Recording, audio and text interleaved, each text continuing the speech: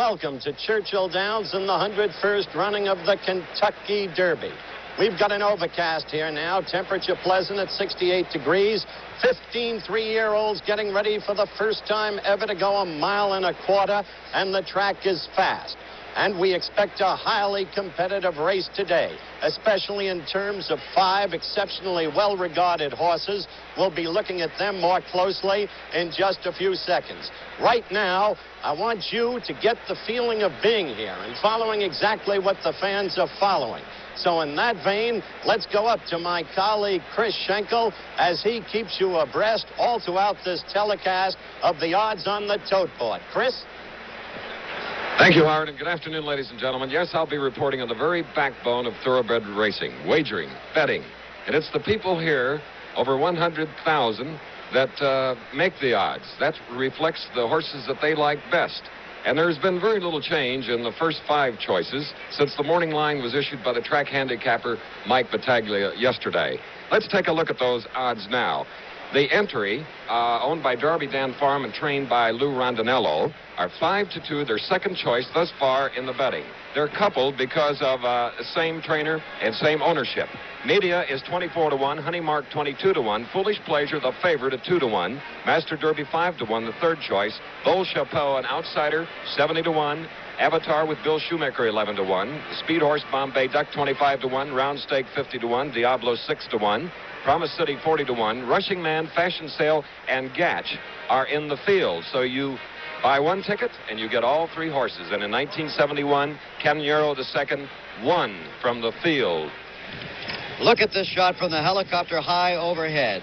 A crowd, there's no official attendance figure yet, estimated 150,000 gathered around the twin spires of Churchill Downs. The 101st running of the Kentucky Derby is getting very, very close. Look at them, gathered everywhere they can get. On the first race today, the handle was down a little bit, then started going up even higher than last year. Here are the horses. Again, there's Foolish Pleasure, the favorite in the race. First, they put on his back a saddle cloth. Over that, the weight bag, then another saddle cloth. And here they are beginning to move out towards the track. Number 1, of course, is Prince Thou Art. One of the most famous moments in all of American sport coming up. Stephen Collins Foster will be the star in a moment, a songwriter from Pittsburgh, PA. Most of his knowledge of the South came from watching minstrel shows. He died at age 38 in New York's Bellevue Hospital, some said of poverty and alcohol. But before he did, he wrote a song that's come to epitomize the Commonwealth of Kentucky, the arrival of springtime, and America's greatest horse race, the Kentucky Derby. What I mean is it's almost time now for my old Kentucky home. Look at the horses. Here is number 3, Honey Mark, owned by Mr. Robert F. Roberts and his wife from Shreveport, Louisiana. Foolish Pleasure again, beaten only once in his lifetime. Here we go. Ladies and gentlemen, the management of Churchill Downs proudly presents the 101st running of the Kentucky Derby.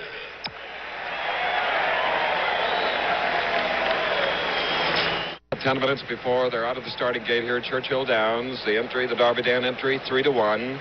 It was 5-2, so if it stays at 3-1 and one of the horses should win, instead of $7, you would get back $8. And that, of course, is a reflection of the fact that the favorite Foolish Pleasure, the odds on Foolish Pleasure went down at 9-5, or $5.60 should he win. The odds change every 90 seconds of the cycle and millions of dollars worth of electronic equipment. 1,300 people manning the 600 sellers windows and the 400 cashier windows and the huge complex that has to take care of 150,000 eager fans who make it the difference of opinion that makes a horse race. Okay, Howard. Okay, Chris, you're looking at the official program, and Jim McKay and I will run down the post parade for you. The number 1 horse, part of an entry, Darby Dan Farm, Prince Thou Art, trained by Lou Rondinello, Braulio Baiza up. Note the erect posture. Number 1A is the other half of John Galbraith's entry, Sylvan Place. He's won only 1 race and 11 starts, but he's still highly regarded, having finished ahead of Foolish Pleasure in the Florida Derby. A son of the great sire Grouse Stark, who was a Derby favorite until injured in the Bluegrass Stakes, Sylvan Place is ridden by last year's winning Derby jockey, Angel Cordero Jr. The number 2 horse is Media. Jean Cruguet, the jockey, Johnny Campo, the trainer, the two at open odds, the one with the other, each expressing mutual disrespect. Media, a fast finishing third in the Wood Memorial. Now to number 3, Honey Mark, a $5,500 bargain buy for owners Mr. and Mrs. Robert F. Roberts of Shreveport. He's already won more than $65,000. After a disappointing ninth in the Arkansas Derby, he was a fast-closing second in the recent Bluegrass Stakes. Eddie Delahousse up. And the number 4 horse, the pre-race favorite, Foolish Pleasure, 10 victories in 11 starts. The regular rider, Jacinto Vasquez, up. The trainer, Leroy Jolly. The owner, John Greer. Number 5 now, Master Derby, has the longest current winning streak of any horse in the field, having won his most recent 5 starts, including the Louisiana Derby and the Bluegrass. His sire, Dust Commander, won the Derby for Mrs. R.E. Lehman and the late Mr. Lehman in 1970. He's ridden by the 21-year-old Oklahoman, Darrell McHarg. And the number 6 horse is Bold Chapeau. C.J. Alleman, the jock. Fred Weibel, the trainer. One of the owners, Tony Leggio, is an obstetrician. But he has no illusions. He can deliver children, but probably not a winner in this Derby. Number 7, this is Avatar, whose name in Hindu means savior. Owner Arthur A. Seligson of San Antonio has engaged the great Bill Shoemaker to ride his colt, winner of the Santa Anita Derby. Like Sylvan Place, Avatar is a son of Graustark. Should jockey Shoemaker ride to victory, it'll be his 4th Derby win. His first was 20 years ago in 1955 aboard Swaps. And the number 8 horse is Bombay Duck, the one expected to have the early foot in today's race. Roland Aristone Sr., the owner, his son, Menotti Aristone, the jock, Ben Perkins, the trainer. Number 9, Round Stake, ridden by Michael Hole, who was born in Canterbury, England, but is now an American citizen. Round Stake won the Derby trial earlier this week and is the first Derby entry for his trainer, Alan Jerkins. Jerkins, the son of an Austrian cavalryman, makes his Derby debut after a 25-year training career. The number 10 horse is the highly regarded winner of the California Derby in record time, Diablo. Frank McMahon of Canada, the owner. Sid Martin, the trainer. Lafitte Pincaille, the jockey. And blinkers seem to have made the difference for this horse. This could be a great story. Promise City, number 11, representing the Big Eye Farm of Idabel, Oklahoma, which its owner, Robert Clayton, has described as being about a foot short of an acre in size. Ridden by Dave Whited, Promise City would be the first winner of the Arkansas Derby to win the big one here. A late charger, so keep an eye on him. And the number 12 horse, one of 3 in the field, Rushing Man. Rushing Man was finished second earlier this week in the Derby trial, the Round Stake, owned by John Meekum, trained by Dave Logston, and the jock is Jim McKnight. Number 13, we'll see, is Fashion Sale, owned by Clarence Benjamin, who operates ladies' apparel shops just across the river from here in New Albany, Indiana. The colt is Florida-bred, though, and finished third here a week ago in the Stepping Stone, ridden by Bill Gavidia of Venezuela. And the number 14 horse, the third in the field, is Gatch, owned by Pedro Diaz, trained by Tony Esquilson. And the jock is Julio Espinoza. There was an earlier tendency to liken him to Canonero II, but his record doesn't bear it out. Back in a moment. The entry now, Darby Dan Farms, Prince Thou Art, and Sylvan Place are back at 5-2. In other words, they are being appreciated a little bit more, and I can see why, because Prince Thou Art is a beautiful thoroughbred. And when he came onto the track, that is probably the reason. And you saw just a moment ago that Foolish Pleasure is back, and as I look down on the board now, is back at 9-5, and we're nearing another betting record, a single-day record. We're getting close to the 3,444,000. We have some problems in the backstretch area. There you see the stables where the thoroughbreds are bedded down. Some of the people were able to break through and get across the fence, which was increased in height because of some incidents last year by at least 2 feet. But what it is, they look very peaceful at this point. What they want to do is get just a little closer to see these 15 thoroughbreds. At the moment, we're looking at that horse I told you was a good looker, Prince Thou Art, as we now have a total of $3,306,462 on a single race. Down to Howard. All right, Christopher, some quick reminders. The race, 1.25 miles. None of the 15 entrants has ever gone the distance. All equally weighted at 126. The track is fast. And remember, too, there has never been a disqualification in the Derby upon the claim of foul. It is a tough horse race.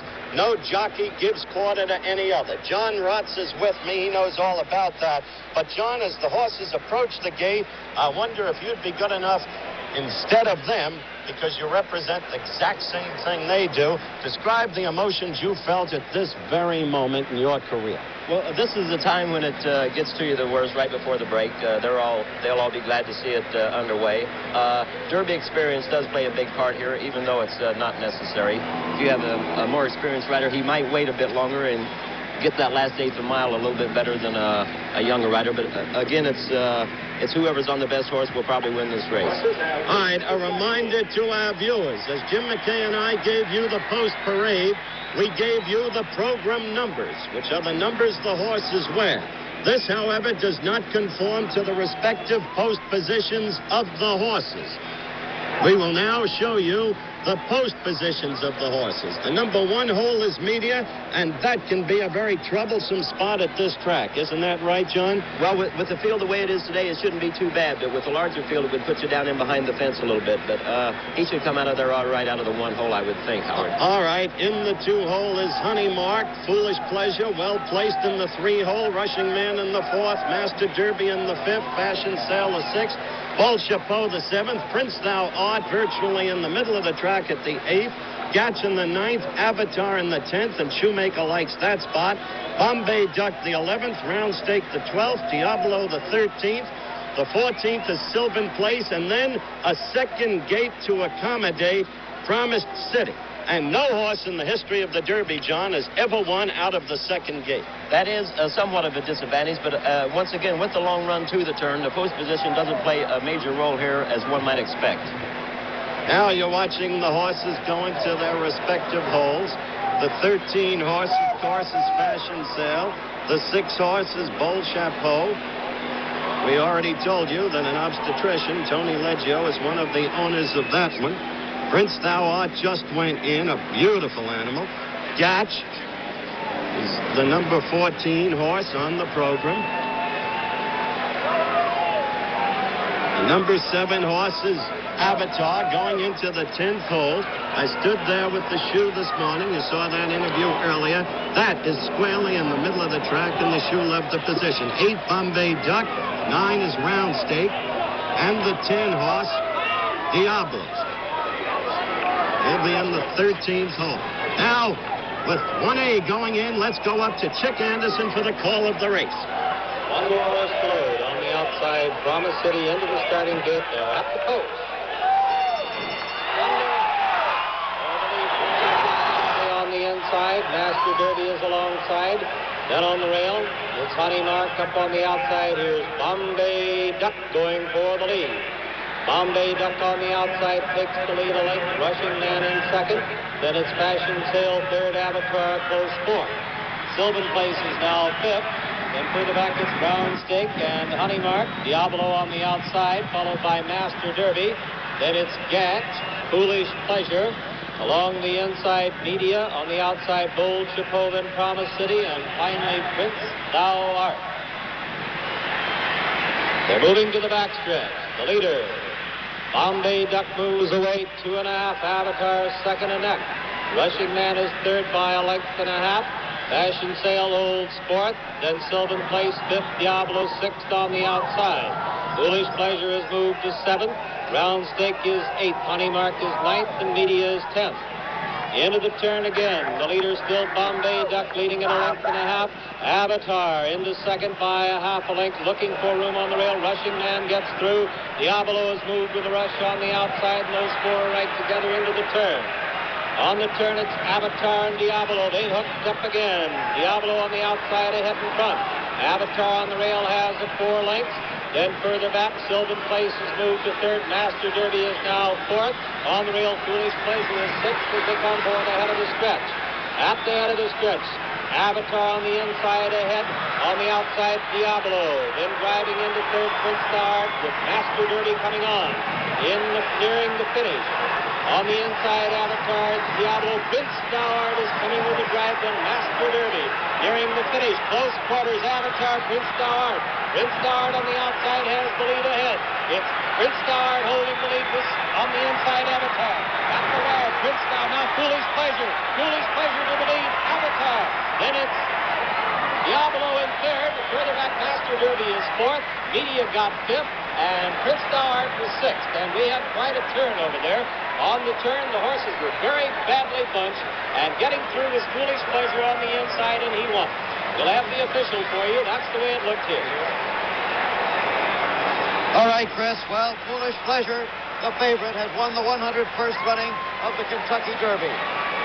He went off at odds of 9 to 5. The time of the race, 2 minutes, 2 seconds. Not all that fast. Second place to Avatar, owned by Arthur A. Felixson Jr. of San Antonio, Texas. Third place to the other West Coast horse, Diablo, winner of the California Derby. But the winner, Foolish Pleasure, beaten only once in his lifetime, is the unofficial winner of the 1975 Kentucky Derby. There was a lot of action in the stretch, particularly when they first started down there. Howard and John, what did you think? Well, we're going to see some of that action again. You're right, the time was not exceptional. The track record, of course, and let's look at it again, John Martz, was 159 and 3/5. Excuse me, Howard, there is an inquiry. There is an inquiry. We might have expected it with the first Derby that AB Sports has covered. Remember, no horse ever disqualified on claim of foul. And this is Avatar is involved in this, and also Diablo. Shoemaker's horse came out a little bit right there.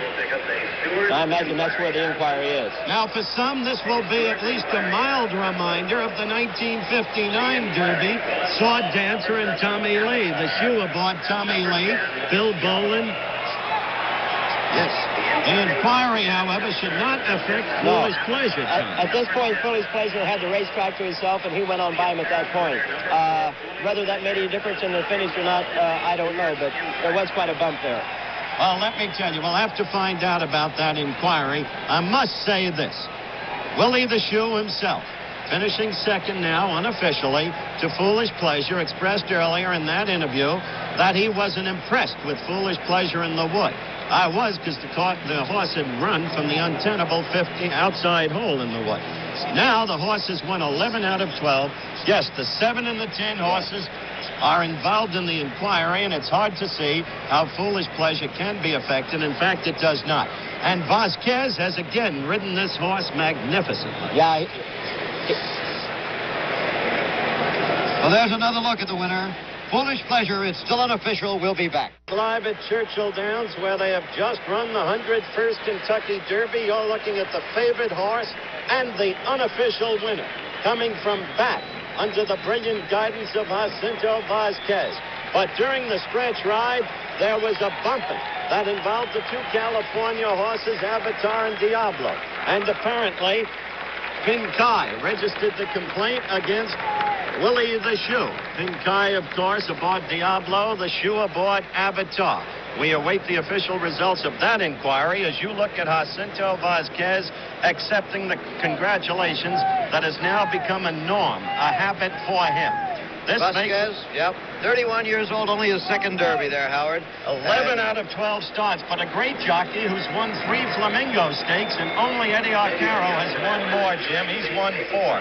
This young man and this horse and the trainer, Leroy Jolly, have that strange mystique that can exist only in sports between a trainer, a jockey, and a horse. It's a mystique that John Rotz knows very well. Well, you know, the owner of this horse, John L. Greer, we said, is a banker and bakery man from Tennessee, also operating in Miami. And back in the early 1950s, Mr. Greer's family convinced him to go into racing after a stomach operation as a kind of a relaxing hobby. Can you imagine how relaxing it was during the battle through the Kentucky Derby today? Let's bring in now the president of Churchill Downs, Lynn Stone. First, congratulations on another tremendously successful day in race, Lynn. Well, it was a nice day, a beautiful race, and weatherman cooperated. He sure did. Well, it's time for the presentation. Why don't you take over? All right, thank you very much. It is my pleasure to introduce to you now the Honorable Julian Carroll, Governor of the Commonwealth of Kentucky. Thank you very much, Lynn. All Kentuckians today, I know, welcome all of our guests that have come to join us for this race, as well as all of those from around the world that have just witnessed the biggest, the best, the greatest race in the world, the Kentucky Derby. You have just witnessed the running of the 101st Kentucky Derby. And we congratulate all of those who have entered today's race. We thank them for coming. We thank them for being entrants. But now I ask Mr. Greer, the owner, to please come around. Mr. Greer, congratulations for Foolish Pleasure. Mrs. Greer, please come on around. For both of you, we are very proud, and I know that you're proud that you entered the race. I know most of all that you're proud that you won, so we congratulate you. And I see that you have some Buckeyes here, Mrs. Greer. You say one for each of the letters? One for each letter in the name of Foolish Pleasure. Congratulations. Thank you. And here is your beautiful trophy, which signifies that you have just won the 101st running of the great Kentucky Derby. Congratulations, Mr. Jarrett. Congratulations. All right, Mr. Jolly. Joining me now is the trainer for Foolish Pleasure, Mr. Jolly. Congratulations. We appreciate you training this horse so well. I know Mr. Greer particularly appreciates it, and we're so glad that you joined us today. And congratulations as the trainer of Foolish Pleasure. Thank you very much. And folks, here comes a fella now that it's extremely important. And I know, Mr. Greer, that you've made a fine choice. And the jockey, come right around. Vasquez, we congratulate you on riding the winner in the 101st Kentucky Derby. Congratulations. We appreciate you being a part of the race. Congratulations, Vasquez. Thank you very much. Thank you. Thank you, Ms. Greer. May I say hello to my two great-grandchildren and my 98-year-old mother? Well, fine.